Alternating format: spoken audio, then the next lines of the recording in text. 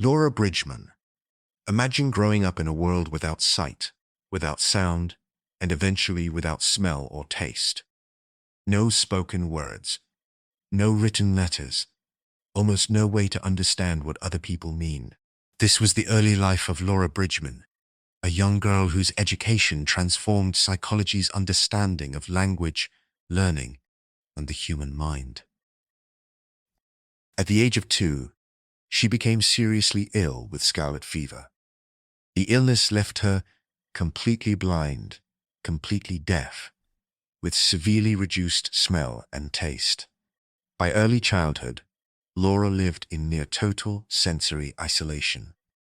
At the time, many people believed that children like Laura were incapable of learning language or abstract thought, but one educator believed otherwise.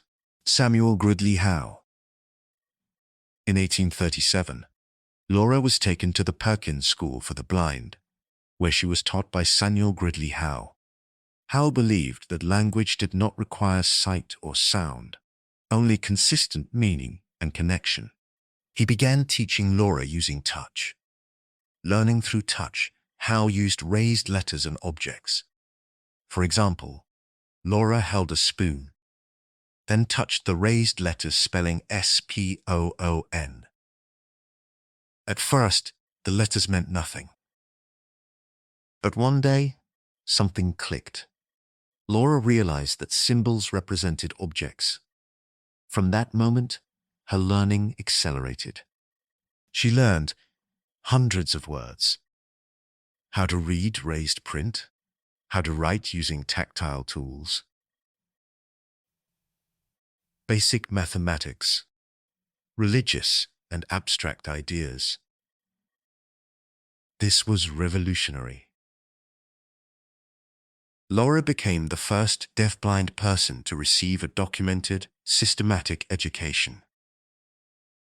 Laura's case directly challenged the belief that language must be learned through hearing. Despite her achievements, Laura's language remained concrete.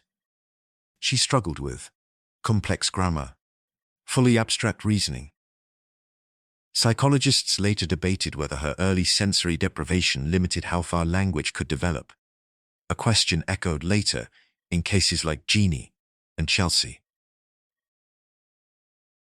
Laura Bridgman lived until 1889.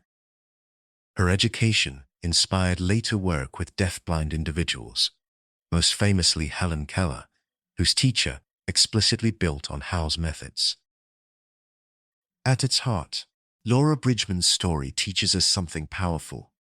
Human minds are not defined by what they lack, but by what they can still build. So the next time you think about language, communication, or learning, remember this. In the 1830s, a young girl who could neither see nor hear proved that meaning can be touched, that language can grow without sound, and that psychology's assumptions about limitation can always be challenged.